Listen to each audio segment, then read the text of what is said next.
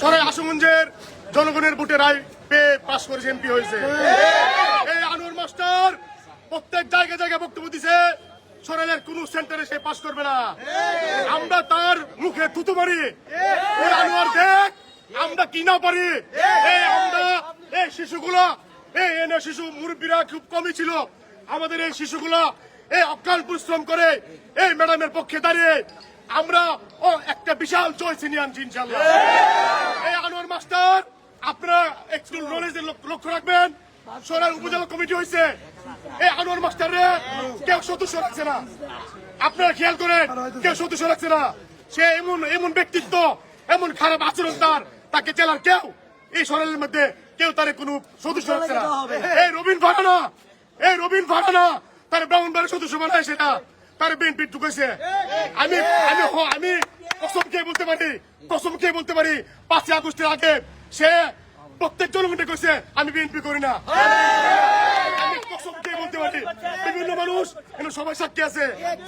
আল্লাহর অশেষ মেহরবানি, আমার শরীর খুব খারাপ, যদি কালকে আমি থাকতাম আমি রক্তাক্ত জবাব দিলাম বলে মেরে একটা লোক আসে না, এর জন্য একটা লোক আসে না। এই সবাই আমরা সচ্চলা আলো ভরা এইগুলো মানুষ দেয়া আমরা এর প্রতিরোধ করে পক্ষে থাকি সবসময়। কিন্তু সে আচরণ, সে এত খারাপ আচরণ, এই আচরণের কারণে সে নেতৃত্ব জনগণের কাছ থেকে দূরে থাকে। সে উপজেলা করবে, আপনারা তার সঠিক জবাব দিয়ে দিবেন। আপনারা কালকে দেখেছেন আমার নেত্রী রবিন ফারানা ভদ্রভাবে এসছে, উনি একটা ভদ্র মানুষ, উনি একটা ভদ্রলোকের সন্তান।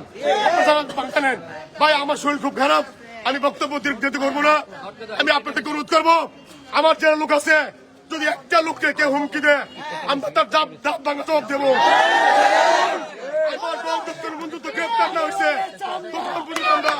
আমরা আন্দোলন যার নাম্বার তার কাছে সবাই রাখবেন।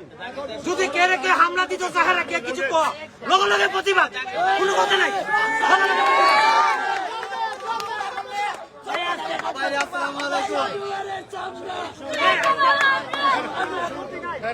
স্যার আপনি যেইভাবে বলেন বুয়া বুয়া, ভোটের মাধ্যমে সবাই বলে দিতে আপনি বুয়া, এই আপনারা কি কোন বুয়া? এই সরকারের বাড়িতে যদি কোনো বুয়া থাকে একমাত্র আনোয়ার মাস্টার। আওয়ামী লীগের দালালি করছেন, ছাত্রের দালালি করছেন আপনি। আপনার এই ভোট দিয়ে মানুষ বইলা দিতে আপনি বুয়া। এই বলে আমি আমার বক্তব্য শেষ করলাম। অনেকে বক্তব্য শুনেছেন, আমি আপনাদেরকে এখন সমাপ্ত ঘোষণা করবো।